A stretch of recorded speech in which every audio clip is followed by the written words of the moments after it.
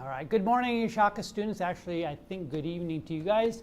Look forward to seeing you on Monday, and I hope you enjoy this lecture. I'm trying to use this mic. Hopefully the audio is better. And just a reminder, here are your fellow students. Wave, everybody. Okay, say your name again so they remember. I'm Noah. What's up? I'm Daniel. Hi. Caleb. And we have a guest this morning. Who are you? Natalie. Hi, Natalie. TV. Meantime, I'm going to give you a smattering of the things that are accessible to you. Yeah. Speaking about accessibility, those Yes. notes that you keep posting on Popular Live, Yes. these things, Yes? so handy. Good. Thank you.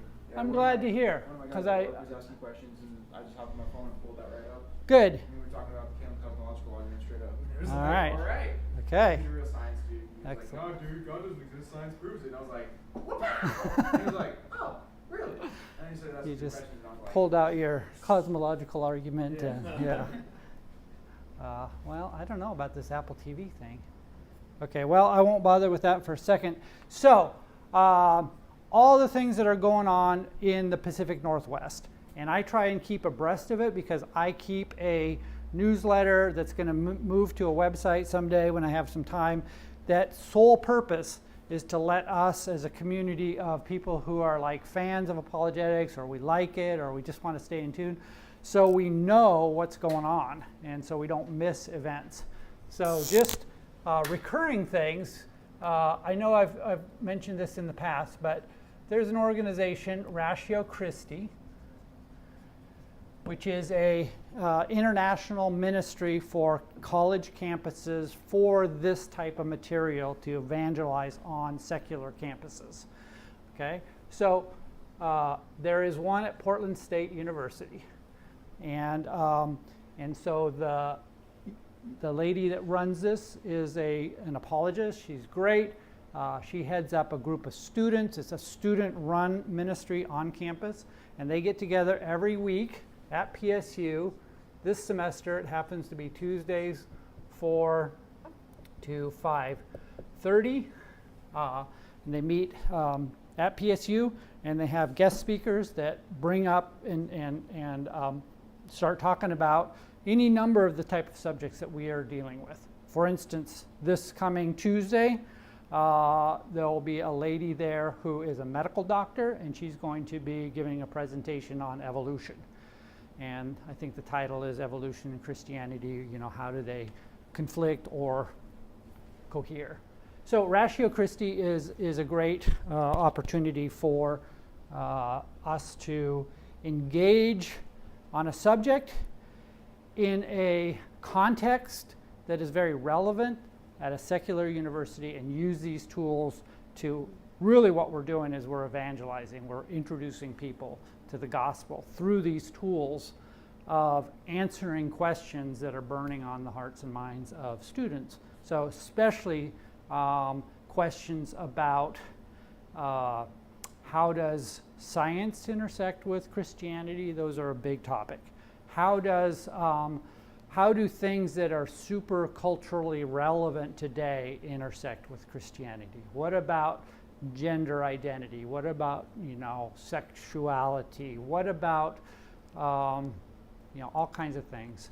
Problem of evil and suffering always comes up. So anyway, that's a resource ongoing.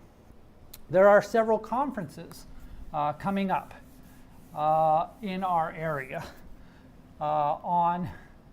I've mentioned these before, but just so you know, March 1st and 2nd in Abbotsville, BC. So a bit of a drive, 6-hour drive from here, but well worth it. There's a large conference called Apologetics Canada. There will probably be about 1,500 people there. So it's a big event.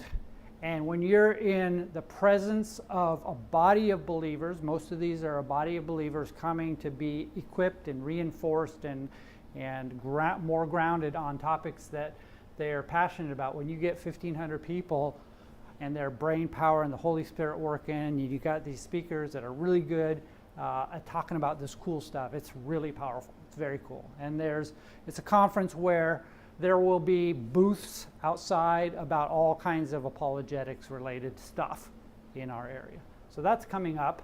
I'm going to be going to this. So I have yet, I think March 1st is a Friday. I'm trying to figure out exactly how we're going to do the class then. Okay, so that's happening. Right on the heels of that, on March 9th, there are a whole bunch of things happening. March 9th, we have here in Portland, we have the Northwest Region Conference of what's called the ETS. Has anybody heard of the ETS? It's the Evangelical Theological Society.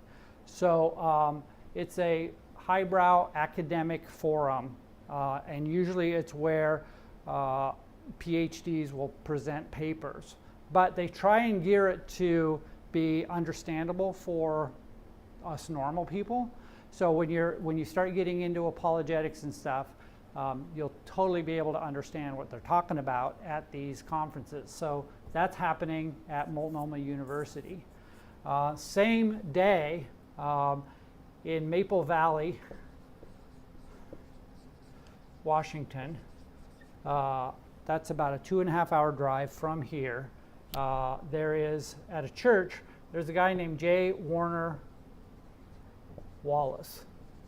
Have you run into that guy's name? Whoa! Sorry.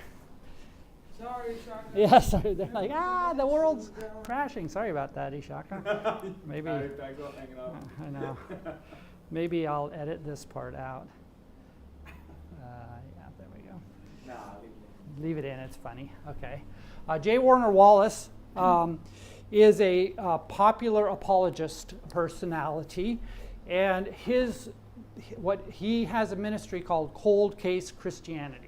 And he's the guy I think I've mentioned before who is a former cold case detective in Los Angeles. So his job up until he retired fairly recently was to investigate cold cases and try and solve them. And he brings the tools to that discipline to try and discover the truth about Christianity. He looks at, the historical records. He looks at the eyewitness testimony. He looks at, quote, the scene of the crime from the perspective of a cold case detective, and uses those tools to arrive at some, conclusion about who done it, or what happened. And so his approach is really cool. He'll be speaking at this church in Washington. Then after that, let's see, what's after that? March 27th, I think. I think it's 27th. I might have these dates wrong. There is another conference that is hosted by a guy named Justin Brierley. Okay, and Justin Brierley hosts a UK show called Unbelievable. And one of these classes, I think I'm going to just dedicate the whole class to giving you a list of all the resources out there, just overwhelming you, but like, information overload. Unbelievable, out of the UK, is basically a weekly, 1.5-hour, 2-hour podcast, sometimes videocast discussion. And he usually brings in 2 opposing views. And it's usually a Christian and an atheist. But sometimes it's a Christian of one perspective versus a Christian of another perspective. They are debate/dialogues. Justin, who hosts the show, is a masterful mediator. He really does a good job of bringing out the issues so you can really understand the 2 perspectives and moderating the discussion so it goes really nicely and remains civil even when there's a lot of passion behind the 2 sides. So it's a great resource. Justin Brierley was here in Portland last year in the summer at the largest apologetics conference that I'm aware of in Portland to date, which was at West Side of Jesus Church. And so Justin Brierley was the host there. He's coming back, and he's coming back sometime in March. I think it's the 27th. And he is going to go at it with a guy named Michael Shermer. Michael Shermer, you don't have to remember any of these names. So I'm not expecting you guys to remember any of this. I'm just putting them out so that you know stuff is going on. And if any of these strike your fancy and you think that maybe you could attend, just let me know and I'll give you more details. But Michael Shermer is one of the leading popular atheists out there. So if you look on YouTube, just look him up, Michael Shermer. He is the editor of a magazine called Skeptical Inquirer. Okay, and so he's been around for a long time. He's a voice of the non-believing secular community, and he goes and debates with a lot of the well-known apologists that you'll become familiar with. And he's a nice guy. I mean, he's not. Some of the atheist guys are really nasty, but Michael Shermer is a pretty nice guy. So, huh? How can he be nice? Consistency just doesn't show up. That's true. That's true. And what's amazing is that on the one hand, he's a very intelligent guy, but on the other hand, clearly his argumentation doesn't add up. And so, but nonetheless, it's great to hear their perspective, and so you're better equipped when you get nailed with the kinds of questions that those types are going to be asking. And keep in mind that just like there's a relatively small community within Christianity, like you guys that are like interested in this kind of topic, likewise there's a small community out there in the secular world that is equally interested on the flip side. So there's a community of, like I mentioned, Ratio Christi. Well, there's a community at Portland State called the Freethinkers. Okay, and they are like a band of atheists that get together and talk about why they are atheists. And yes, Noah. There must be, what levels are we missing? That because in order for somebody who has a much higher brain power than I do Yeah. to believe what he does, when he goes to these kinds of debates, Yeah. there must be some kind of reason behind it. But Well, I'm theologically, what do you think that is? That's a good question. Well, I mean, I'm just walking like regardless of all the spiritual things. Right. Logically looking at it, I don't think that people would choose to believe things, at least the smart kind, Right. just because they want to. I mean, yes, but not entirely. Like, Right. A guy like Michael Shermer would think it through, Mhm. right? And so when you walk into the Kalam cosmological argument, you walk into these things, Mhm. there's not really an escape. Mhm. You can't escape from the simple facts of it. Yeah. And so how do they get around that? What have we not been taught that I'm missing? Like, there must be some kind of a logical stance that allows them to sit there. But So, I have not heard of it. couple answers there. That's a great question. First and foremost, I think if we take the Christian perspective into the answer of that question, the Christian perspective is that the hearts are hardened. They know this. In fact, Romans is very clear. If you've taken the Romans class, you know that that everybody suppresses the truth of God, right? They know he exists. Okay, they know, and his existence is undeniable, being made clear from what has been made, and also because they have the law written, their conscience is telling them the moral law. And so, even in their denial of God's existence, they're denying it by suppressing that truth that they know to be true. So theologically, I'm convinced that people know that God exists and they are in rebellion to the point where they've deceived themselves into thinking that he doesn't exist. Now, having said that, how do they refute? They refute it because in their effort, that's part of their suppression of that truth.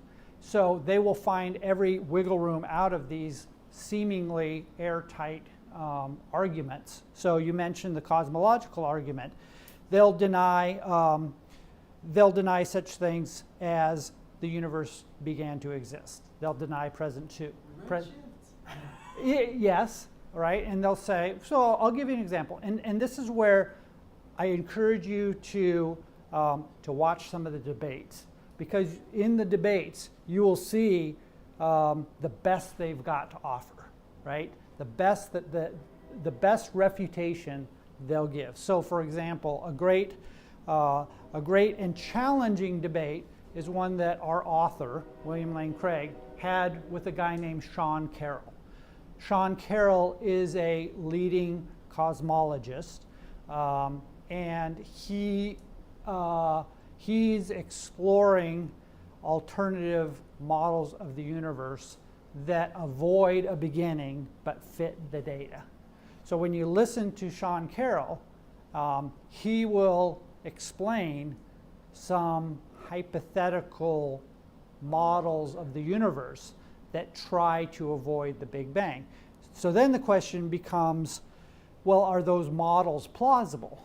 Okay, do they actually fit the data, and are they plausible, and can we test them to see if they're valid or not? So they'll go after some of those premises that are in the arguments. Now, what I've found is that the arguments in favor of a beginning are vastly more plausible than the ones that are trying to dodge that beginning. And part of the skepticism that I think is justified in considering those alternative models is that I think that they are being pursued for the very reason that we want to wiggle out of the conclusion that there was a beginning. So we'll try and find anything. So rather than working with the data that we already have, somebody like Michael Shermer would partner with this cosmological guy and saying, there's still things we can explore. And so That's right. They live in the hypothetical, well, maybe Yes. it didn't happen. Yes. Wow, that's such a small margin. Well, and in many respects, we can take the accusation that is often directed at us Christians as believing something blindly by faith alone, right? And or believing something in spite of all the evidence. We can take that very characterization and say, well, what are you doing, right? What are you doing? What you're doing is exactly what you accuse Christians of doing, and that is you're hanging on to this idea that there is no God, that there's no creator because there's no beginning, and you're believing that in spite of all the evidence that's pointing to a beginning, and you're trying to find a way to avoid that conclusion. You're motivated out of your need to not believe God. It's your crutch. Your crutch is your atheism that's trying to wiggle out of the responsibility and personal accountability that a God will bring into your life. That's what you're doing. And so I think that's a worthwhile thing to remind the atheist of what they're really doing. Apologetics can get real and cloak and daggers quick. And it's why we need to be careful, because it's an area that we can easily fall into the trap of being condemning, judgmental. They're the bad guys, they're the evil guys, they're stupid, blah blah blah. It's easy to fall into that trap. So we have to be careful and learn how to present our answers with gentleness and respect.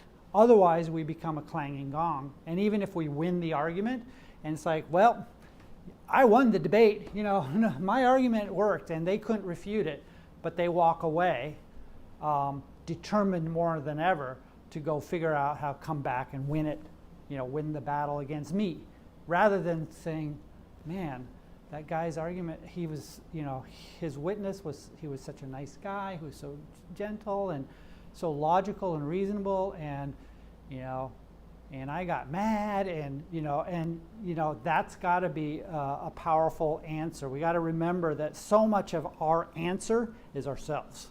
Who is the answer? It's us. I mean, our answer is just look at me, and that's a tall order of duty.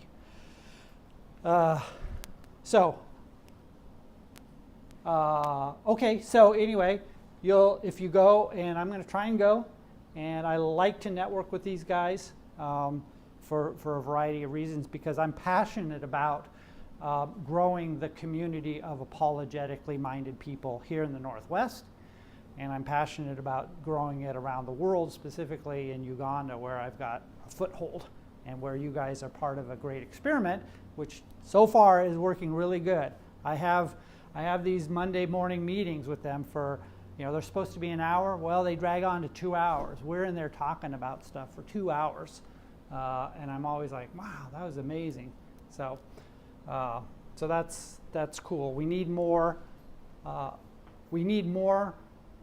Christians who are equipped with what you're getting equipped with, right? So we can provide those answers that are relevant to the world. So coming up in April, I'm just going to quickly complete this. So in April, I think it's the end of April, 27th, 28th or something, maybe the 29th. There is a great conference in Bellevue, Washington, which is basically Seattle, and it's the Worldview and Apologetics Conference. And it's the 17th, 19th annual. So these guys, there's a group of people up in Seattle that's been putting this on for 19 years now. It's really great. And they bring in world-class speakers. And again, like the one up in Canada, it's a time of real encouragement and celebration. You can feel the Holy Spirit working there, and you can get a great buffet of apologetics material.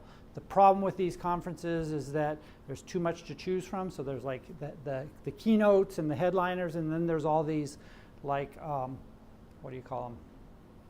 Suburbs. Yeah, and so you have to pick. It's like, oh, I want to go to all of them. But luckily, they're usually available online afterwards, and you can watch them. So that's coming up. And let's see, what else? What else? Other recurring ones are My Reasons to Believe, the Portland chapter. We meet every month, and we talk about this stuff. So we meet at Westside of Jesus Church, and we meet monthly, so you can always join us there. What else? Oh, that's enough. So this is a great. Oh, I know.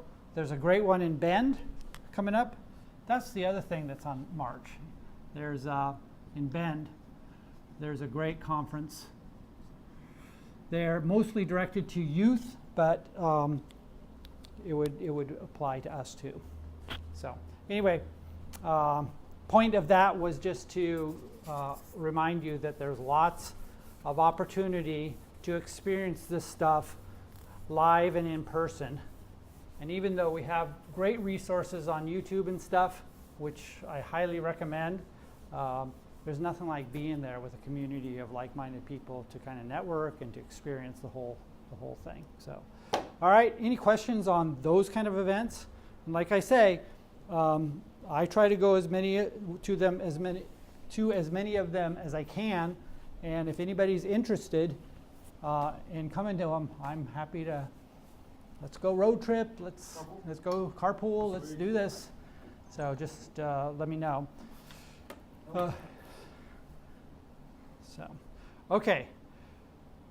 Before I switch gears and before we dig into the teleological argument that will be next on our list, questions, concerns, anything out of the blue, anything to do with particularly the material that we've covered, like the Kalam cosmological argument or the Leibniz argument. Let me ask questions just to stimulate you as we get started here. What's the simple way to express the question being asked by the Leibniz cosmological argument? Translate the Leibniz cosmological argument, that highfalutin, really academic sound. Translate that to something that a guest here might just like click. Translate that for her. What's the simple way to... He's asking why is there something rather than nothing.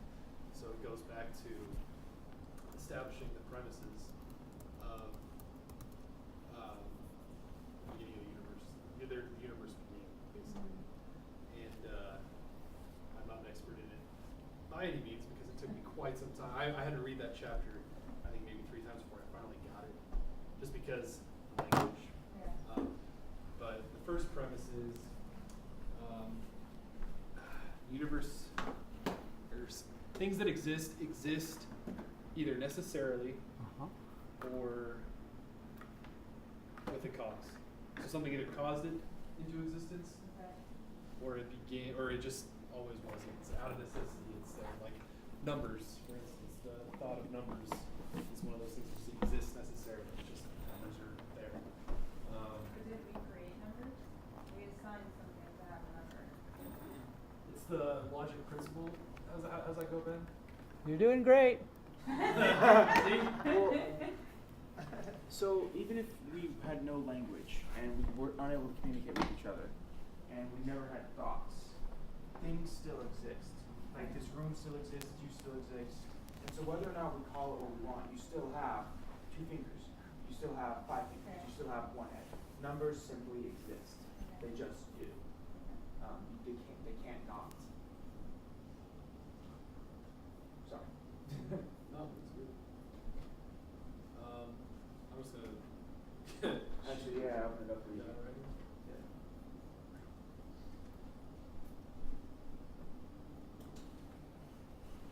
Daniel's pretty succinct too. I think it is talking about everything has a reason for existence. And if everything has a reason for its existence, then what is the cause of the existence? And so they try to go all about trying to figure out what really caused the universe and all that, but they land to the fact that they find this supernatural thing that must have caused the universe to exist. And so the way they describe that ends up describing the qualities of God. So we come back to the point that the source of the universe must have been God. There's nothing else you can. They try to find many things, but it comes back to God, and God existed because it was like, okay, if God was the cause of the universe, then where did God come from? And so God is part of the things that we say they exist. They don't need to be caused by anything to exist. And I think that was why he was trying to bring in the numbers too, because numbers are something that you can't really cause. If you go to, is it infinite? So if you count 0 to 9, 0, 1, 2, 9, all those, you will never get to the end. Because if I ask you what's the last number, as you continue counting, you'll never get to the end because it continues. And so it's just the same as God. God was just there. You can't explain how God came into being. And so that's how I think. So let me spice it up a little bit more. Okay, so we talked about the Leibniz cosmological argument, and you said it perfectly. Why is there something rather than nothing? It's a very simple question, but when you drive home off of here, ponder that question, because the issue is that, especially with related, stuff like we see all around the universe, let's say, or the Earth, it's like, did the universe have to exist? Well, you can imagine the case being that the universe didn't exist. So the question is, why does it exist? What's the explanation for why anything exists at all? And so the argument is basically everything that exists has an explanation. Like, things don't just exist for no explanation. And so that explanation is either it must exist by necessity, like things like numbers, abstract objects, or things like minds. So minds can exist necessarily. And the mind of God, being the perfect mind, exists necessarily. It has to exist. And so the best explanation for why there's something rather than nothing is that something necessary explains the things that are not necessary. They're called contingent, but the things that don't have to exist, they owe their existence to something that does have to exist, and that something is God. So now Noah's going to say something, and I'm going to, after he says something, I'm going to ask you to contrast that one and express simply the Kalam cosmological argument. So Noah, what were you going to say? I was just going to sum it up. It's like the Yep. basic terms that you can possibly do, the Leibniz cosmological argument is everything that exists has an explanation for its existence. And if everything has an explanation of its existence, then you have to explain the universe. So the universe exists, and if the universe exists, then it has to have an explanation. The explanation is God because it always has existed. It exists necessarily. God is personal, and he can make decisions, and he has the power to create. So what we call God has power, will, and person, and it's personal. Therefore, has the ability to create. So, having done that, God is the explanation of the universe. Therefore, God exists. Yeah. Okay, so now, with that in mind, tell me what the Kalam cosmological argument. So there's two of these arguments that have to do with this big, huge picture about the universe. Can I ask, when were these Yes. written? These have been formulated over centuries, Okay. and different thinkers have thought about these very questions, and probably, and they kind of come in waves. But the names that we tend to associate to these are, well, certainly the earliest philosophers like Socrates, Plato in particular. Plato wrestled with the concepts of necessary being and contingent being, and then his student Aristotle also dealt with it. And then more recently, and for whom the names are, there was a philosopher, mathematician named Gottfried Leibniz in like the 1600s. And he basically modernized the argument of answering the question, why is there something rather than nothing? And so we, in modern times, we associate that argument with his name, which is why it's called his name.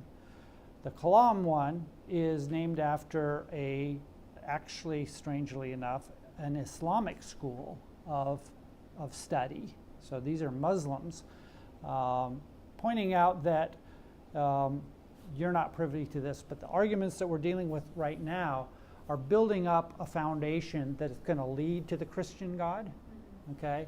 But it starts with just establishing whether a supernatural being, all-powerful, all-loving, exists at all. So this God that we are building a case for could be the God of Islam, could be the God of Christianity, could be the God of Judaism. We haven't distinguished between those. We'll get to that when we get to arguments for the resurrection.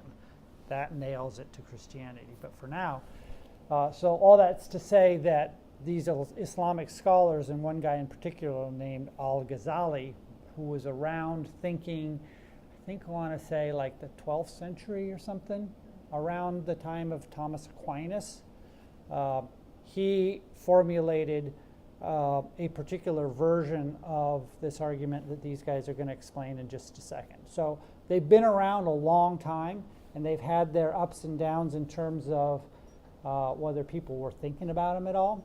In modern times, the author of the book that we're using, William Lane Craig, is probably the foremost Christian apologist who's bringing these to the popular level that we can understand and we can use. And just to wrap up that discussion, the approach that we're taking is but one approach for making arguments for Christianity. There's multiple different apologetics. This is The one we're going through right now is kind of a bottoms up kind of approach, where we're kind of building a foundation and layering arguments one on top of the other to get to the idea of the Christian God. Other approaches say, you know what? Unless Christianity is true, nothing makes sense. And so they start, it's called presuppositional apologetics, and they start with a presumption of the truth of Christianity and show that nothing else makes sense unless that's true. And even, and kind of the foundational, how you wrap your mind around that kind of approach is to say that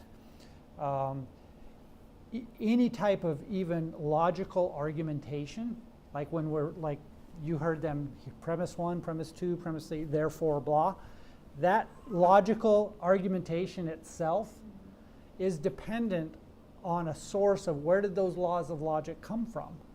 And so a presuppositional approach says that you can't even make an argument without assuming that God exists. Is that where Ravi Zacharias would fit in then, as being that way, or the other way? He is more of an evidentialist. I think that's the bottoms up. It's like, let's present all the evidence and piece it together and see what it ends up with. Most of the popular apologists that you'll see out there on YouTube and stuff, they're mostly evidential. They're mostly following this approach.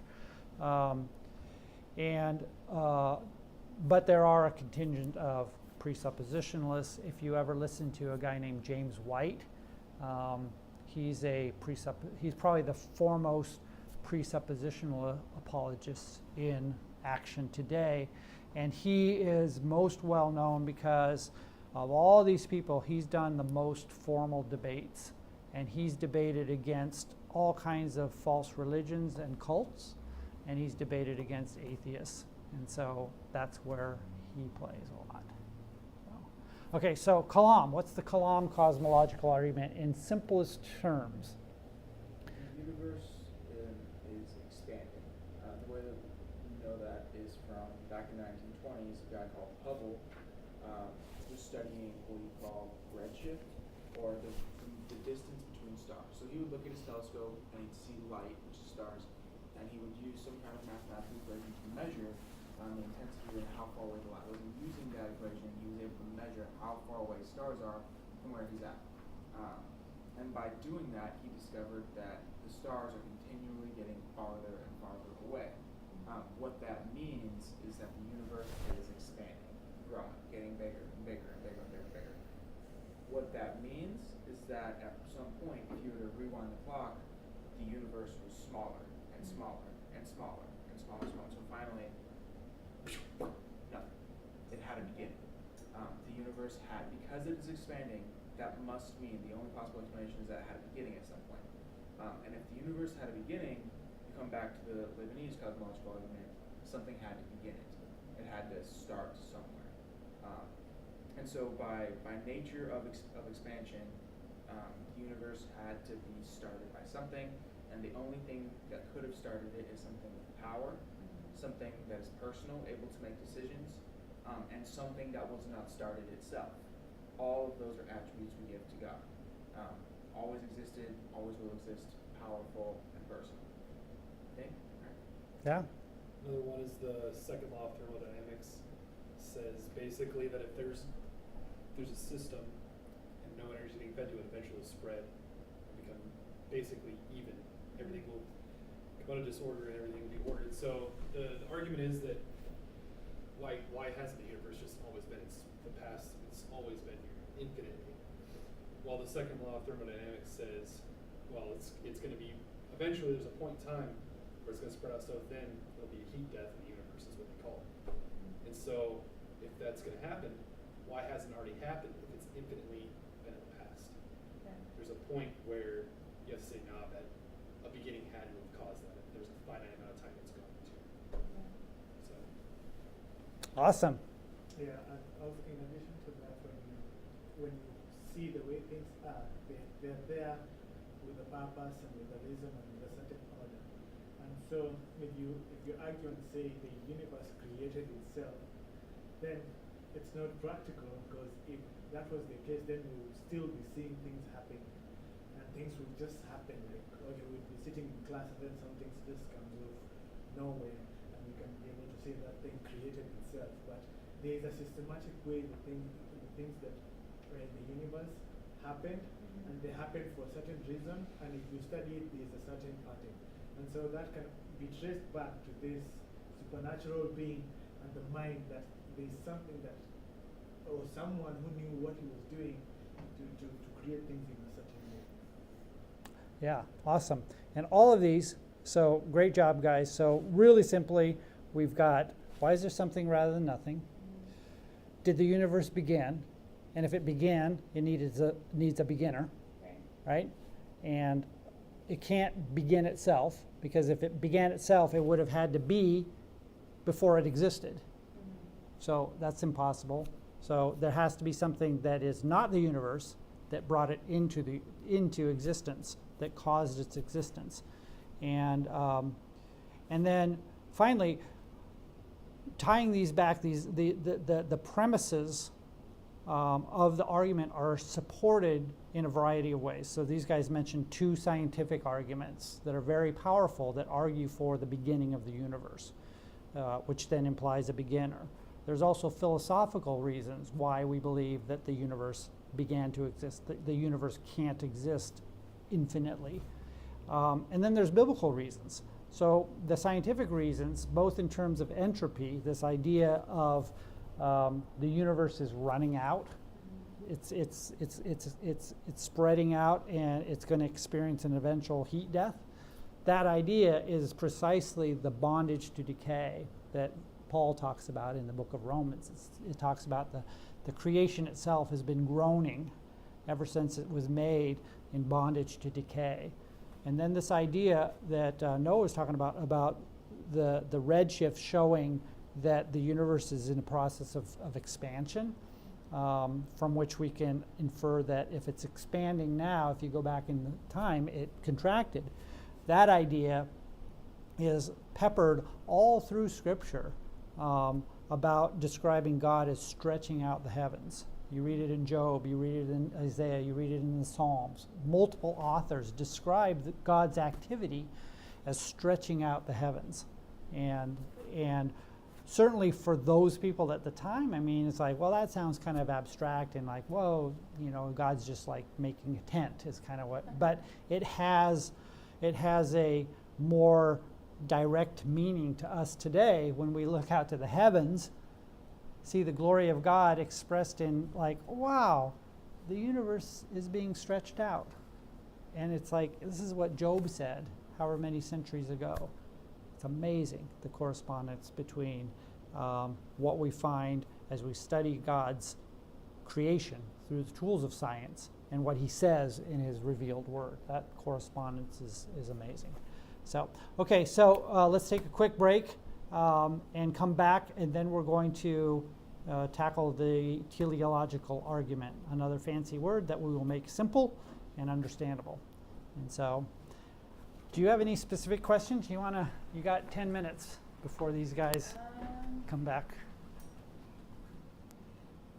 What brings you here? Tell me your story. How far back do you want to go? You got 10 minutes. I can make it quick. I didn't grow up as a believer. I found my faith when I was in my 20s. Uh-huh. Evolved, changed, still growing, still a lot I don't know. Mm-hmm. And I work at Costco. Mhm. This is what brought me here. Yeah. I have a lot of friends, and I've been very open about my faith. Mm-hmm. And, Good for you. Recently, my buddy Nick, we've been talking back and forth, and I sent him the Ravi Zacharias Yeah. video, and he wrote back, oh, the guy was, I should read it. But he believes that animals came about through the Big Bang, Mm-hmm. but people, he's not sure. He's unsure of it. Mm-hmm. And we've debated back and forth, and I don't know enough to answer confidently. Mm-hmm. So that's why I was even talking to James about it, because I don't want to say, well, it's because of your sin. Well, Mhm. what does that mean to him? Mhm. That just means I'm putting him down, I'm judging him. That's not how I want to go across. And I have come across that way in the past, because Mhm. I didn't know how to explain myself. Mm-hmm. And so I was interested in this class so that I understand it more, so that I can then speak freely and Mhm. not do it in a condemning way, because Mhm. that's not what I wanted to Right. do. Mm-hmm. Because that was when I was growing up, when I would hear Christians speak, I was like, well, what makes you better than me? And Nick's argument is, well, why is me being a good person not good enough? Mhm. That's how it all started, Mm-hmm. you know, and it's, Mm-hmm. I was like, well, Where do I even start? yeah, can you help me to church? Uh-huh. Like, you know, so, but no, hearing this is very helpful and makes me want to take the class and to, you know, learn more and understand, because I'll look at my Bible and I'll read it, but I know there's so much more than what I'm seeing, Mm-hmm. and so it's, yeah. Well, it's great you're here. Love having you here. You are incredibly blessed to be put in the position that you have been put in, I believe, providentially by God, Yeah. placing you in a position where you're like, wait a minute, how do I know what I believe, Right, not sure I know why I believe it. yeah, And I'm certainly sure I don't know how to answer these questions. So I don't know how to put into action in my Christian walk what Peter tells us to do, which is always be ready for an answer for the hope that you have within, and do that with gentleness and respect, keeping Christ as Lord. So that's what this class is, a first step in learning. So what these guys are learning are they're getting a fire hose treatment of some of the foundational arguments, right? Foundational arguments that particularly are tailored for exactly the person you just described. yeah, And so our job as Christians is to know the stuff better than they do, exactly, our beliefs, their beliefs, and be able to explain clearly in a logical and intelligent and hopefully compelling way, so that people like your friend no longer have a whole slew of intellectual reasons why they're avoiding God. yeah, Now, and be able to relate those reasons to Scripture, because Scripture is really where we draw, it's the authority that governs everything else we do and believe. So it's got to pass muster with Scripture. And so just developing those answers over time takes a lot of time, takes a lot of work, which is why people don't do it. It's a lot of work. Trust me, just for me to explain that to you is pulling. I mean, it's not that it's super difficult to understand, but to do it succinctly Yeah. to where a person would understand, especially a person who opposes your view. right, That's what, like, the part of your reason here. That's the same I'm in this class yeah. because I was dealing with that same thing. Yeah, but I don't want to just have an answer. I want to understand and believe and have it go deep down that this is the answer and this is why. So not, apologetics, oh, yes, yeah. apologetics has multiple purposes, and one of the purposes is to strengthen our faith. Yeah, We walk around, and you will never reach a point where you don't have doubts about something, yeah. right? And it may not be doubts like, you know, that Christ is Lord. I mean, that may be something that you never have doubts about. But there'll be all these other like things, like, and you'll encounter those doubts when you're challenged by Yeah. unbelievers or believers in something different. And so a lot of the effort of apologetics is to strengthen our own belief, to really be building our house on a rock and feel confident about it. And when you feel confident about it, then you're bolder to be in a position where you're going to get asked tough questions. Right. And then you can, and it takes time, like anything. It's like learning a language. It's like at first you're stumbling around and you're like, I don't know what the heck he's saying, and I don't know really how to say it back, and I'm fumbling around. But it's like with practice, like learning a language. You start recognizing the terms and the concepts, and over time, you start piecing it together, and you get more and more fluent. And I mean, that's my testimony. I mean, it's like I wasn't a Christian until I was 33. Yeah. And so, and my background was very engineering, technical, and so I had all these like, you know, questions about science and technology and, you know, and so my journey has been one of, you know, strengthening my faith, knowing, and I came to faith not because of some argument, because of what God did to my heart. I mean, I just changed one day, and it was in that building over there, before they even moved over here. So, so that's my testimony, and it's a, you know, it's an exciting thing to do. Yeah. I think we're called, you know, we're blessed with this mind, and when you start, you know, feasting on these meaty kind of subjects, your mind rejoices, and ultimately you start knowing God in a deeper, different way.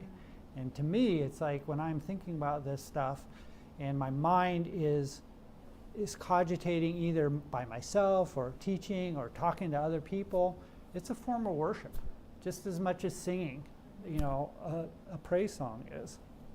And so it's a way of serving out our purpose, which is to glorify God. It's our purpose as human beings, is to glorify Him and to enjoy Him forever. And we enjoy Him by knowing Him more and seeing how unbelievably amazing He is in all aspects that we don't even understand. So, so hopefully, yeah, someday you can take this class or find a different class like it, or you know, come to one of my Yeah. things I discussed, or No, I do want to take a class. hit me up for coffee sometime. I'm happy to, Yeah. Especially if you have specific questions that I can point you to, resources that might be helpful for you. Yeah. That you Well, I talked to James, and he recommended Zacharias' other book, Why Jesus? can. And I actually sent him that clip before I even heard back from James. Mm-hmm. And then I sent him another clip, so I sent him two from Mhm. Ravi, and he listened to both, and then he Mhm. went on to listen to a third one, but he fell asleep. Uh huh. But his response was so like sarcastic Uh-huh. and, you know, pinpointing like what he looks like and how the audience was all white. And I was like, Well, "Oh, you let me should call guess." them on those. You should call them on those. It's like, okay, so what I hear you saying Yeah, is a bunch of personal attacks, yeah, but can we deal with this? What was the substance of his argument? right.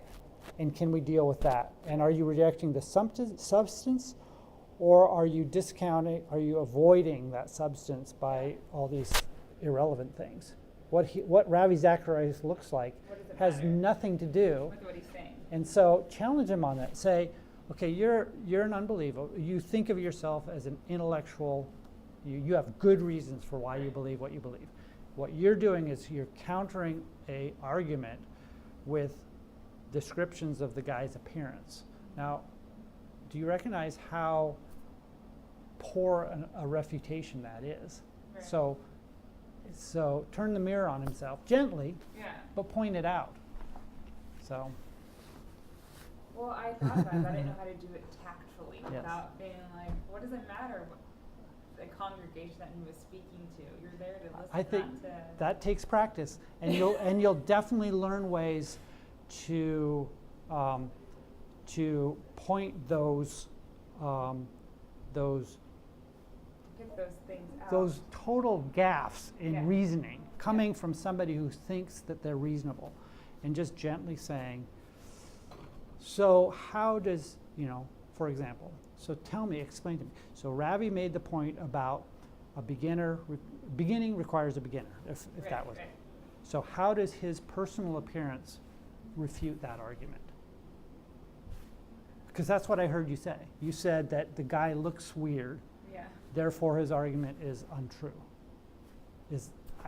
Explain to me how you piece that together in an intellectually rational way. Yeah. And he'll be like, of course, befuddled. He'll be like, well, yeah, I guess you're right.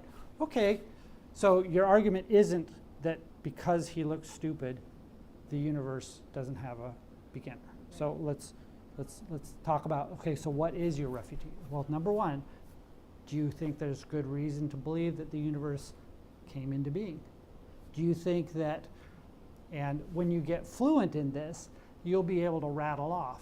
Do you think that Hubble's experimentation that discovered the redshift and thus the expansion of the universe? Do you think that the discovery of the cosmic background radiation? Do you think that the recent supernova measurements that's showing the universe to be accelerating, not only expanding but accelerating, are valid? Do you think that the implications of Einstein's theory of relativity imply that the universe had a beginning? Do you think that all of those things scientifically, do you think that entropy is a good argument for the beginning of the universe? What about the philosophical arguments that Al-Ghazali brought up, 1,000 years ago, showing the impossibility of an actual infinite, which if an actual infinite existed, then if the universe was eternal, an actual infinite would exist, and it doesn't. So all of these are, what do you think of those? Yeah. How do you deal with those? So the last thing I'll say in this is that by doing this, there's a third element that happens, which is we as Christians can shape our culture. We can shape our culture by changing the idea that Christians are a bunch of backwards, anti-science, hateful, bigoted people, and they'll be left in the dustbin of history. We can change that perception out in the world by proving ourselves to not be that, and by understanding the truth, understanding science better than they do, understanding the reasons better, understanding their arguments and how to refute them, and doing all this with the end goal of we want to see you come to Christ. Right. Do you have any recommendations for me for where to start? Since I won't be taking your class for a while. Well, yes, I do. Maybe give me because I could steer you any number of different ways. Maybe give me a little bit more of your story, and like what are the kinds of questions that you find yourself personally grappling with the most, and the ones that you'd like to learn about the most. Okay. So. Can I just email you that? 'Cause I'll probably Absolutely.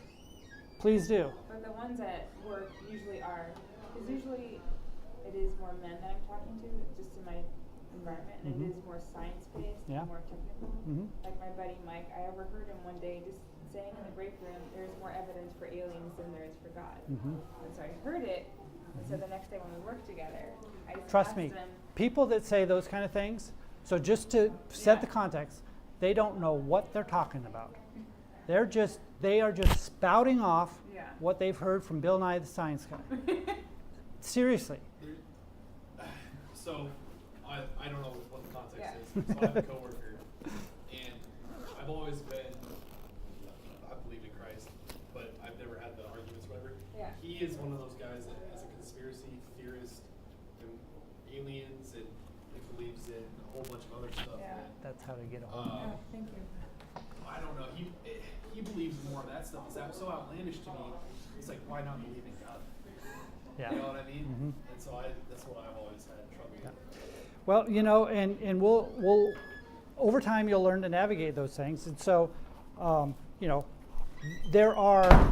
there's a whole category of not necessarily the arguments, but the tactical approach to using the arguments, and I can definitely recommend a tactical approach for that.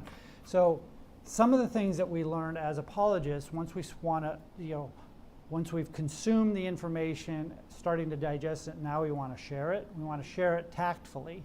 And so how do you respond to there's more evidence for aliens? Well, interestingly enough, I think I agree with you in some, because, Jesus was an alien, Oh, snap. right? Okay? And he existed in a different domain. You could think of it as a different dimension, right? And so let's just see what your arguments are for an alien. Do you mean an alien? Did your alien create the universe? Or is he part of the universe? So if you're, yes, The ascension was an alien abduction? kind of. I mean, in a manner of speaking, it was. And in a manner of speaking, when we say, is there extraterrestrial life? Well, actually, yes. There's a whole domain of angels and spirits out there that are, supernatural. They're extraterrestrial. Well, they're extra dimensional as well. And so there's a tactic to try and connect what people think they believe and leverage that and say, okay, well, let's look at why you believe this. And let me show you how really there's a core truth to this, but you've got a little mixed up. And let me help you see the truth of it. So yes, I believe in alien life. His name is Jesus, right? And he's outside of the universe. He's so alien, he's outside of the universe, and he actually created the universe. And he gives us the explanation. If your alien is some, in planet Zodek in galaxy XYZ, then he doesn't really explain how the universe came into being. So you got to find an alien who explains why there's even the universe. Okay, so again, I have the challenging task of in 50 minutes or less to walk us through this fancy name called the teleological argument. So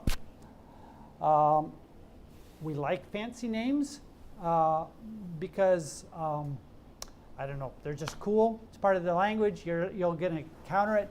But the concepts behind the fancy names are always pretty straightforward. The cosmological arguments are all about the cosmos. They're about why does it exist at all, and if it came into being, what caused it to come into being. This one here is based on the Greek word telos. And telos means purpose or end, like the end goal. Like what's the end of the matter? It's pointing towards an overall purpose, telos. That's where we get teleological. I also like to point out that this core word is used by Jesus when he said, "It is finished." When he's hanging on the cross and he says, "It is finished," he's using a word that is at its root, this word telos, meaning the end goal. And in his case, this tetelestai means that that whatever it is he's talking about has reached its end purpose. And in this case, it's in accounting terms. It's like a loan or a debt that's been paid in full. So like in ancient times, if you had a debt and then you came and you paid back that debt, you would get a certificate and they'd mark it tetelestai. It's done, it's finished, it's complete. And so this argument is all about purpose or design in what we find in reality. So the teleological argument recognizes that there seems to be evidence out here in nature, in the universe, for purpose and design. Okay? And it argues that the best explanation for this purpose and design is that, in fact, there's a designer, purposer, that is God. Okay? So it's really essentially this. When we look at reality, and specifically in two domains, one is when we look at reality in the universe, and then when we look, like I like to think of it as when we look at reality through the telescope, we see all the hallmarks of design and purpose. Then there's another form of it, which is like looking through the microscope, looking at life. So when we look at life itself, there seems to be evidence for design. And there are two main scientific forms of this argument, and we're going to camp on these for the next class and the following, for this class and the following one. And those two scientific forms look at the features of the universe that suggest design in a really strong way, design for the purpose of life. The universe seems to be designed for life. And then the second form is that when we look at life itself, we find all the evidences for design. So we've got cosmology, looking at the cosmos through our telescope, and then we've got biology looking at life itself through our microscopes. Okay, so those are the two areas. Each one of these is a whole thing in and of itself. So when you are asking about this class, the students are getting fed by a fire hose, getting introduced to these core arguments, but we're having to move at a pace that we can't really dig super deep. But any one of these you could study for a long time and get way more versed at, and it's really fun. Okay, so let's look at the first form and dealing with design of the universe for life. And I call this, I kind of divide the two arguments into the cosmological teleological argument, that is looking at the universe for design and purpose and asking the question, how do we explain that? Then the other one, which will be next week, is the biological teleological argument. So that's looking at life itself. So the question, the simple question that this one asks, and we're always looking for that simple question, how do we frame the whole argument into what is the core question we're trying to address? Why is there something rather than nothing? How did the universe begin to exist? Why is there design in the universe? That's the question we're dealing with. And so before we start addressing that, we want to understand this concept that's called fine-tuning, okay? And fine-tuning is a description of, well, let me back up. As we've explored God's creation and developed better and better understanding of how it works, we've developed laws of physics and basically laws of nature. How does nature behave? Why does an apple fall to the ground, as Isaac Newton asked? And he said, well, it's because there's this thing called gravity. And he developed laws about that describe how gravity works. And those laws, now science has amassed a lot of different laws that describe how the universe works. And embedded in those laws are these things called constants, okay? And let me try to explain what a constant is. So let's take the example of the law of gravity. So the law of gravity, and this is something that Isaac Newton came up with. That's one of the reasons he's famous. He also invented calculus. That's another reason he's famous. Calculus is a form of mathematics that he invented to try and address some of the questions that he was dealing with. He was a really smart guy. He was also, just incidentally, a very strong Christian. So, broad statement, the vast majority of the important scientists in history, they were all Christians. Just a little side note. So when you say people like, science and faith conflict, well, not really. In fact, even today, there are a heck of a lot of scientists who are Christians who rejoice in the discoveries that they find through science and how that reveals God. Anyway, so Newton was a Christian. He was also, I digress a bit, but he was also what's called an alchemist. Do you know what an alchemist is? Deal with turning something gold. Yeah, they were always, it's kind of like chemistry, but, what better way to get rich than to be able to take some lead and turn it into gold? So he was kind of looking for some way he could mix some stuff together and turn lead into gold. And he was never successful, but thanks to the work of alchemists, that was the birth of modern chemistry. And it was all motivated probably by greed because they wanted to get rich. But, God works in mysterious ways. So if he uses... Yeah. That's right. Okay, so back to the law of gravity. The law of gravity is this, that there is a force between two objects that have mass. Mass is just its quantity of material, substance. And there's a force that's called gravity. And that force is equal to a constant, we'll call it G, here, G. So the force of gravity is equal to a constant g times the mass of the one thing times the mass of the other divided by how far apart they are squared. Okay, so if you have a billiard ball that weighs or has a mass of 1 kilogram and a billiard ball that has a mass of 2 kilograms and they're 1 meter apart, you can figure out, because of Newton's law, you can figure out how much force of gravity those exert on each other. If you know the mass of the Earth and you know the mass of the Moon and you know how far apart they are, you know what the force is that is pulling them together. Okay? It's a very simple equation. But it's dependent on this weird thing.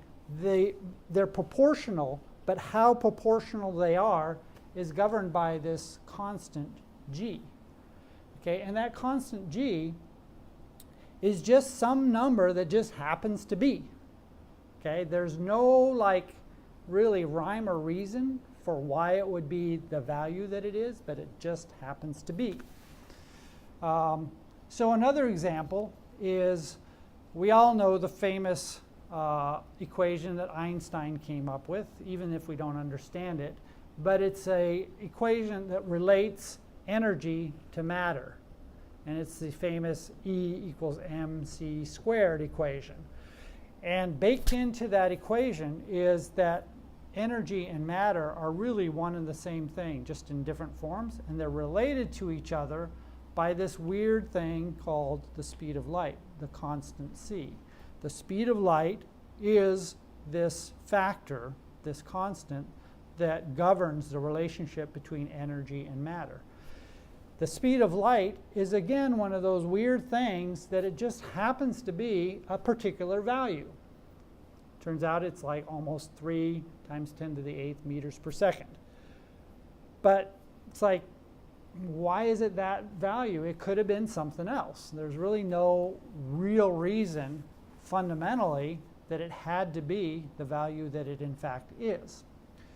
And if you go on and on throughout the list of the laws that people have discovered that govern how the universe works, we discover that there's all kinds of constants that just are these numbers that that are set numbers which describe really how the world works. And the question is, why are they the particular constants that they happen to be? So physical constants is one thing.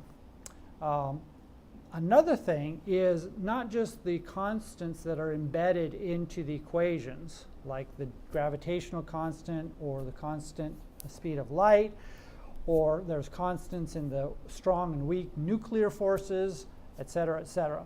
So there are a number of constants. There's also what are called initial conditions. So initial conditions describe, like, well, what did we start with? Okay, so here we have the universe, and it's kind of unfolding in this weird way. It's expanding, it's doing this, doing that. Stars are burning out and being recreated, blah, blah, blah. But what did we actually start with?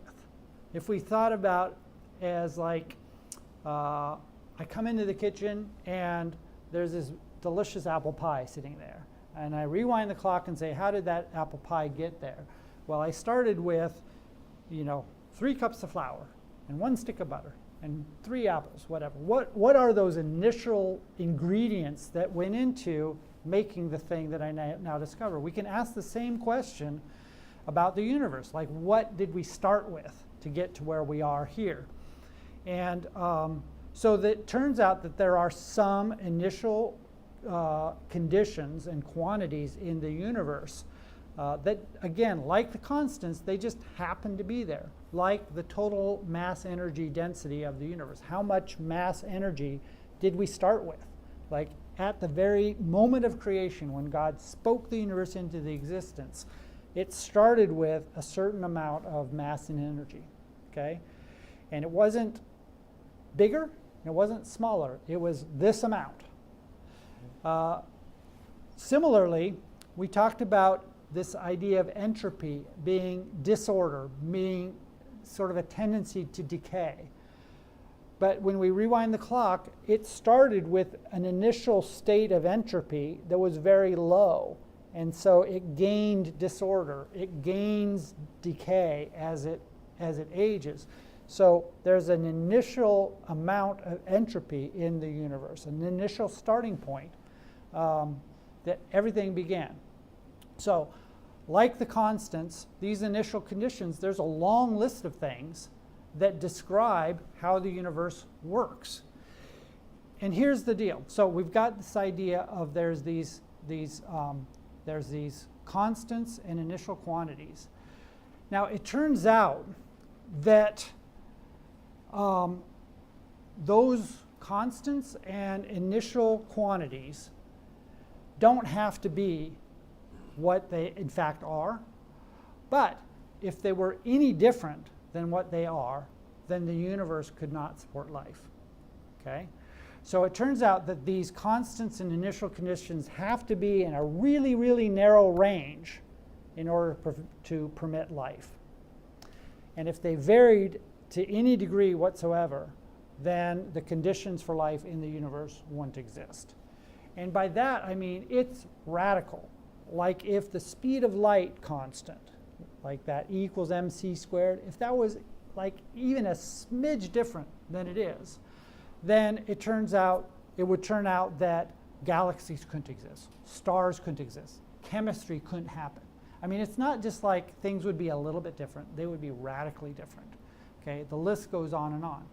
So in order for life to exist, and clearly life does, in order for life to exist, those physical constants and initial quantities have to be fine-tuned. In other words, they have to be preset to a very precise degree in order to explain the fact that life exists. Okay? So the fact that life exists means that the universe is fine-tuned. Okay? Those constants and initial conditions have to be tweaked just right to explain the fact that life does exist. So our question is, what best explains that remarkable fact? If you come across a guitar and you strum it, unless the strings are just perfectly dialed in, it'll sound like crap. And so if you come and you strum it and you go, wow, it's amazing, it didn't have to be tuned, but it happens to be tuned. The question is, how did it get to be tuned? And that's the question that the cosmological teleological argument seeks to answer. So the formulation of the argument is this. And it's a great argument, and it's a very powerful argument for the existence of God. It goes like this. Okay, number one, the universe is found to be fine-tuned for life. In other words, the physical constants and the initial conditions that are necessary for the life that we observe have to be dialed in precisely. The degree to that dialing in is maybe debatable, but in any case, it's astronomically fine-tuned. It's extremely fine-tuned however you slice it. So, that being the case, premise two is the fine-tuning is either due to necessity, it had to be there, it had to be that way. There's no other way it could be otherwise. It could be by chance. We just got lucky. We happened to, the universe happened to be, however it was created in such a way that all of those parameters were perfect for life to exist.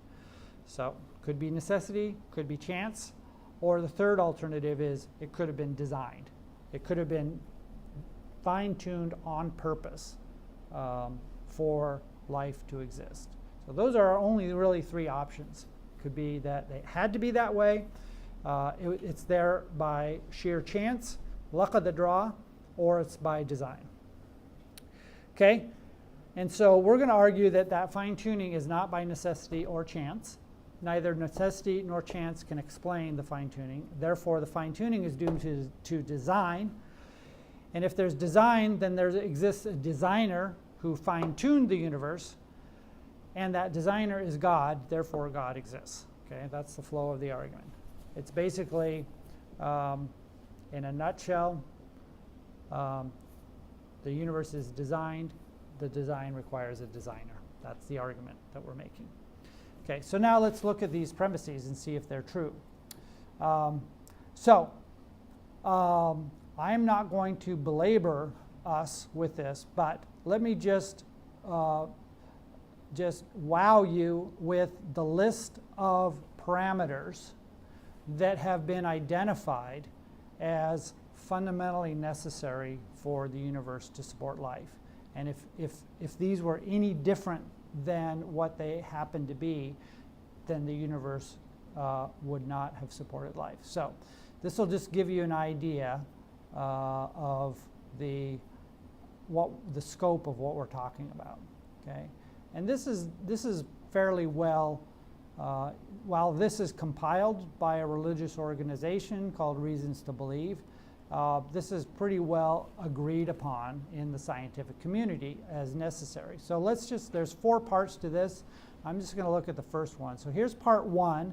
These are features of the cosmos, which are constants or initial conditions that have to be fine-tuned in order for life to exist. And again, by this I mean like for chemistry to work at all, for stars to even be able to burn the way they do, for planets to be able to be formed, for atomic structure to be the way it is, to give us the periodic table with all the elements. If you start messing with any of these initial conditions or fundamental constants, then those things that are essential for life just disappear. So let's just kind of walk through a few of these. And you can see that this is a growing list, by the way. This was published in 2008. It's now 10 years later. This list now is 140. I'll bet you if I go to today's list, there's probably 200 factors. And these are just for the universe itself to be able to in any way support life at all. So there's like the basic ones, like the strong and weak nuclear force, the gravitational force, that was the one I showed you, that G in Newton's equation. The electromagnetic force, there's relationship between electricity and magnetism. They're related by a constant. That constant has to be dialed in perfectly. And you start going on and on, like the ratio of the proton to the electron mass. Okay, there's protons and electrons in an atom, and they have different masses, and the relationship between those two masses is very critical. And if you mess with any of those, what you find is that everything collapses, everything stops working. Atoms don't work if you mess with this. It's like a house of cards, and it's all delicately balanced. And if you change one little card here, boom, the whole thing falls down. It's that challenging. And you go down this list. The velocity of light, okay, right here. Remember I was talking about the constant c in E equals mc squared. If that was any different, things wouldn't work. And blah, blah, blah. And so I'm just wowing you with this, wow, it just keeps going on and on and on, this list of factors up to, I think, 140. Yes, there we go. And these are, just incidentally, these are not just like, oh, I'm just going to make up these things. No, there's a reference list of technical papers that's almost as long as the list itself. In fact, well, it's longer. Okay, well, yeah, it's really a lot longer. Okay, so these are all these are scientific research articles that all speak to each one of these 140 factors that all have to be just right for life to even have a chance of existing. Okay, so you take all of those, you twiddle them, and it's like having a 140 string guitar that has to be tuned dead on, otherwise you won't have life. Okay, so I hope that just gives you a brief glimpse into the type of parameters that we're talking about that need to be precisely designed in order for life to exist. So the question is, must they have been that way? Forget about whether life exists or not. Let's just say that we had a universe-making machine, and we could make a universe, and we had control over the knobs for each one of those fine-tuned parameters, and we could just dial them however we wanted. Okay, so we make one universe and we dial them, and lo and behold, it doesn't support life because we didn't get it right. We make another universe and we dial it, and it doesn't support life, et cetera, et cetera. So we have all of these universes that we've made and we've dialed them. The question is there some reason why this particular universe that happens to support life is the one that actually exists? Why couldn't it have been these other universes? Is there anything that's constraining our fine-tuning such that it has to be the one that results in life? And the answer is no. There's no real reason why these constants couldn't be different. Now, if they were different, there wouldn't be life, and we wouldn't be here to see it. But there's no scientific reason or logical reason at all that they must be the way they are. So there's no evidence that they must be as they are. In fact, all the evidence suggests that they could be different.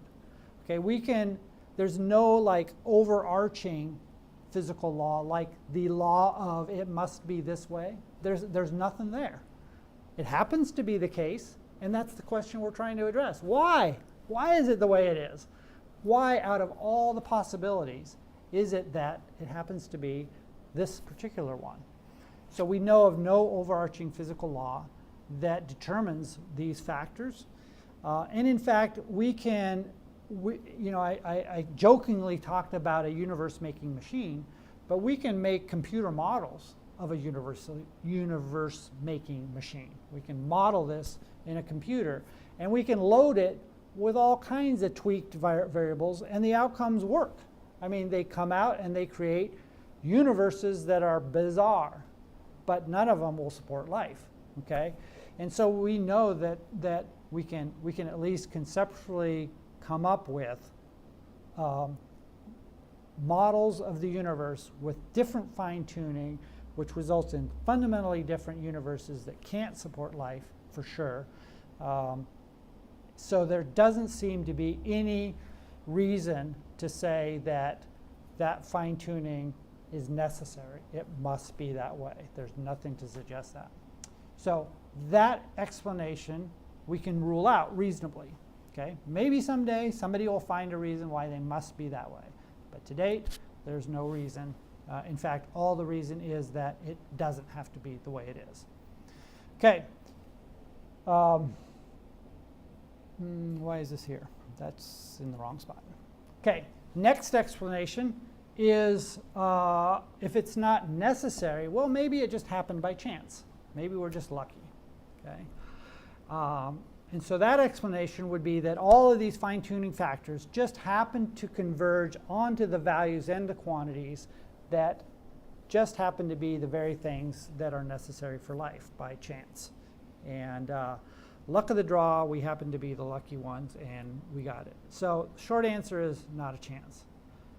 Excuse my language, but there's no way in hell, okay, that could ever happen. And the reason is because when you look at all of those parameters, and you look at the degree to which they have to be what they are to support life, and you say you got to get this right, and you got to get this right, and you got to get this right, and they all have to be within this degree of rightness. When we say right, we mean really right, like not deviating at all. And if you deviate at all, that house of cards falls down. So you got to get it precise. And so when you start adding up all of these things, the idea that all of that just happened by chance, it just happened to be, is completely unreasonable. For example, just one example, and it's cited in our book, and there's many like this. So a very famous cosmologist named Roger Penrose, you know Stephen Hawking, right?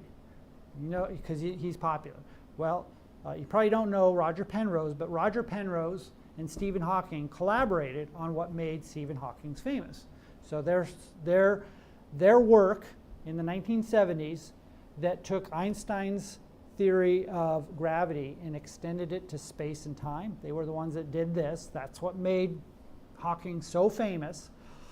His partner in crime, Roger Penrose, has figured out that this idea of entropy, the amount of initial order in the universe, has to be precisely designed to a particular value within what's called 1 to the 10 to the 10th to the 123rd power, okay?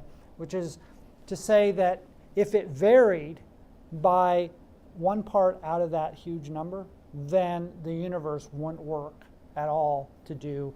It would either expand way too fast and burn out way too fast, or it would expand way too slow and nothing would ever happen. There's a very important reason why we have entropy, and it's the thing that drives everything. It's entropy that means that any kind of chemistry can happen. You know, when we as cavemen, we lit a fire. That fire is an expression of entropy at work, okay? Everything we look around is entropy, and it's got to be designed precisely down to this incredibly small number. And I won't go into how small a number this is. If we vary it one side or the other of that number, things don't work. So you've got to nail the initial entropy conditions of the universe to this precision. And so then you go on down the list and you say you got to get this right, you got to get the speed of light right, you got to get the gravitational constant right, you got to get it's got to be perfect, okay? So when you add all that up, the probability that those will all sync together by chance is virtually zero. It's basically zero. It's such a small number that it's zero. You would consider it zero. So it's a completely unreasonable assumption to say that chance is the explanation for why the universe happens to have these conditions for life based on the fine-tuning factors. So chance, necessity doesn't work, chance doesn't work, so what are we left with? Well, before we get to that, there are a couple, so let me back up a bit. So necessity, chance, there's a couple sort of rebuttals that you might encounter when you're presenting this kind of argument. And they fall into three categories. So one is what's called the anthropic principle. And it's this principle that I mentioned before, and that is that, that since we are here to observe things, right, then of course the conditions have to be such that we can be here to observe them. So since we are here to observe it, then of course it had to be fine-tuned to support life. Because if it wasn't fine-tuned to support life, we wouldn't be here to observe it. Therefore, we wouldn't even be having this discussion. Okay? That's a true principle. The principle is that, that the universe must be such to support us if we're going to be here to be able to observe that phenomena. That's a true fact. But what the anthropic principle is not an explanation. It's a statement of fact. Like, well, yeah, that's true, but it goes nowhere in explaining why it is true, okay? So cogitate on that. When somebody throws out the anthropic principle as an explanation, call them on it, because it's not an explanation, it's a statement of fact. Okay, the other approach is to say that, well, we just don't know yet, okay? We have all these factors, but there is a search by scientists to find what's called a grand unified theory of everything. It's like, how do we take all of these laws of physics and kind of merge them all together into one grand unified theory of everything that explains everything?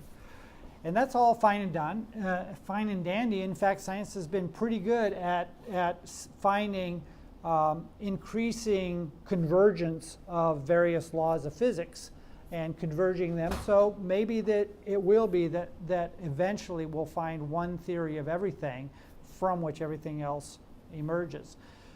But that's great, and that grand theory of everything, I think, is going to be rooted in God, right? Okay, the grand theory of everything is, well, God is the explanation for all of this coming together. But even if we do arrive at this grand theory of everything, all you've done is taken all of this fine-tuning and loaded it up into this one explanation. So you've just made that one explanation all the more fine-tuned. So you haven't really done anything. You've just taken all this dirt and swept it under the rug and conveniently packaged it into this one thing. So that's a short answer to that. The other and last thing is that there's this concept of what's called the multiverse. That is the idea that the universe that we observe is not all there is. There's other universes, or there's a greater expanse of the universes. And so if you take that to a real extreme, then if you have either a far bigger universe than we seem to observe, or if you have, say, an infinite number of other universes, then you've basically, in this game of chance, you've like given yourself way more rolls of the dice. So if you have more rolls of the dice, then eventually you're going to end up with a universe that does support life. And so the multiverse idea would sort of balance the scales of chance. And it's like, okay, well, yeah, it's super improbable that all these factors would add up and converge into a life-supporting universe. But hey, we got all these universes. In fact, we have an infinite number of them. And so eventually, one of those is going to be the lucky winner. And we happen to be that. And so here we are to observe it. So there's great arguments against that. Very, very briefly, I'll say this, that the multiverse itself is going to have to be fine-tuned.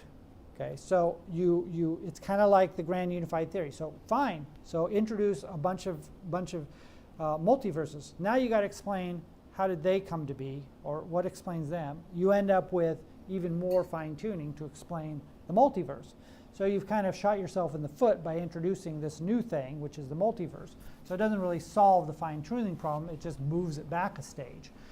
And then there's this really weird and intriguing thing called Boltzmann brains. And Boltzmann brains, it's in the book, you can read a little bit more about them, but essentially it's the idea that if it were true that minds are simply the thing that happens when you put matter together the way our brains are constructed. In other words, if you were able to just like reproduce my brain, like in a vat right here, and it just like one for one put all the atoms of my brain into this vat, it would start thinking.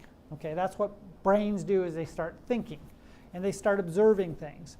So it turns out that given the probabilities, it's much more likely that matter would converge into the configuration of a brain that can observe the universe than it is that the universe, the way it is fine-tuned. So the fine-tuning of this universe is way less probable than the occurrence of Boltzmann brains.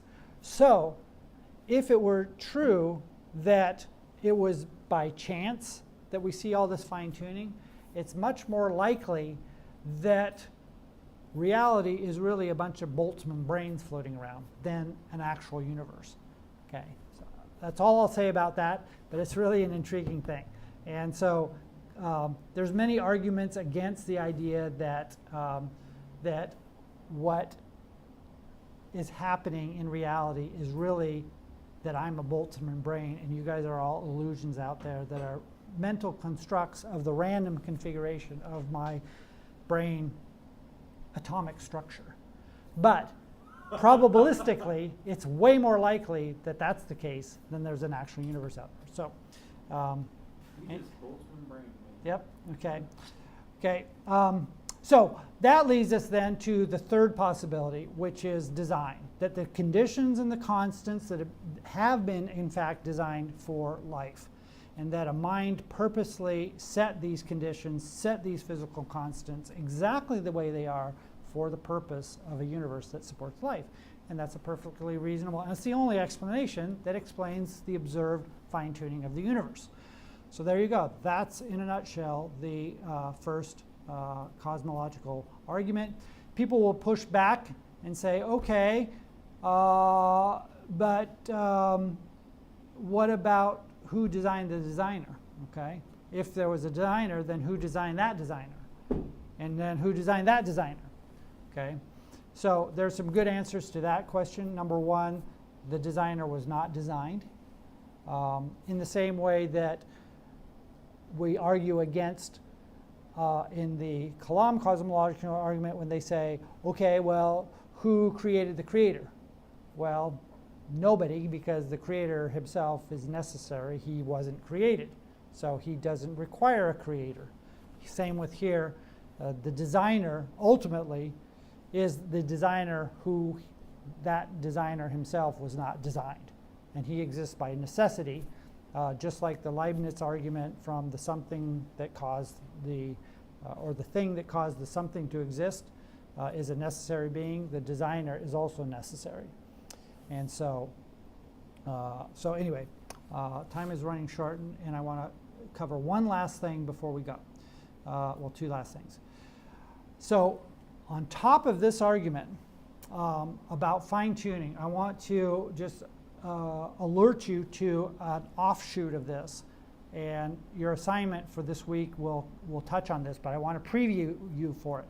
So all of those things, this is unbelievable, but all of those things that contribute to the fine-tuning of the universe to support life are also, miraculously, the very things that are also necessary for any intelligent being to discover things about the universe. Let me say that again. The things that have to be the way they are, fine-tuned, to permit life to exist, are also the very same things that need to be in place for the universe to be discovered. For example, it turns out that for life like ours to exist, it's got to exist on a planet in a precise location in a spiral galaxy. Okay, the Milky Way is a spiral galaxy. It has these arms, and we've got to be right in a right spot in a spiral galaxy for life to exist, believe it or not. We can't be too close to the center. We can't be too far away. We've got to be in this part of the spiral arm. We can't be in that part.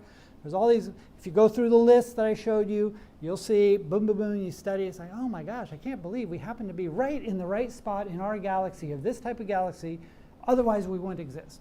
Well, guess what? Amazingly, unless you're in that position, in that type of galaxy where we are, you couldn't discover the universe. You'd either be too far away, and you wouldn't see the surrounding stars well enough to make any sense of stars, or you'd be too close and it'd be too dense, you wouldn't be able to see beyond our galaxy. So we are in the right place to be able to discover the universe. Okay, we need for life to exist, we need a certain type of atmosphere, right? For the chemistry of life, it's got to be just kind of the way it is. And guess what? That composition happens to be transparent so that we can see beyond our atmosphere. Could have been that, I mean, what if the conditions for life were such that you could never see outside our atmosphere? You would never see any detail of the heavens. You'd never be able to discover anything about the universe. It just so happens that we've got to have exactly this type of atmosphere for life to exist, but it also happens to be the exact kind of atmosphere that allows you to see, allows you, just like your position in the Milky Way allows us to see the universe, our position here with the atmosphere allows us to look out. Another one, okay? There's this weird relationship of the size and position of the Earth, the Moon, and the Sun, okay? And unless the Sun was exactly the way it is and the Earth was exactly the way it is with the right distance, and unless we had this moon, all of these things contribute to our very existence here. Now, it turns out that coincidentally, when we have a lunar or a solar eclipse, Have you ever wondered why it is that the moon's shadow seems to perfectly fit on the sun? Have you ever wondered why that is? Okay, just imagine if the moon was any further or closer, it wouldn't fit.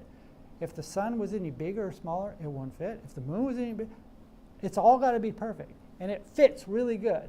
And that perfect fit has allowed for a tremendous amount of discovery, because it's during a solar eclipse that we can, number one, observe the corona of the sun and determine how stars burn, because otherwise you can't determine, because you get blinded by all the brightness. You can't look at the corona. Einstein's theory of relativity, the fact that space is bent, that gravity bends space, was confirmed experimentally during a solar eclipse, because he was able to look at starlight coming from a star, and when sorry, every time somebody calls me, I got to put a do not disturb. And I'm almost done here. I know we're running out of time. When a solar eclipse occurs, we were able to see the starlight from a distant star bend around the sun, confirming the theory of relativity. Okay, so these are all amazing facts, and adds another argument for an amazing designer who's designed things not only to support life, but that we would be that the universe would be available to discovery. Okay, so next week we're going to move from the design of the universe for life to life itself. So we're going to move from cosmology to biology. And what I want you to do, you'll have a fun week here. All I want you to do is to watch this video. Okay? From our conversation today, it's called The Privileged Planet. It's probably bootlegged, but it's available here for free on YouTube at this location. You can find this link, or you can take a picture of it, or just search Privileged Planet on YouTube.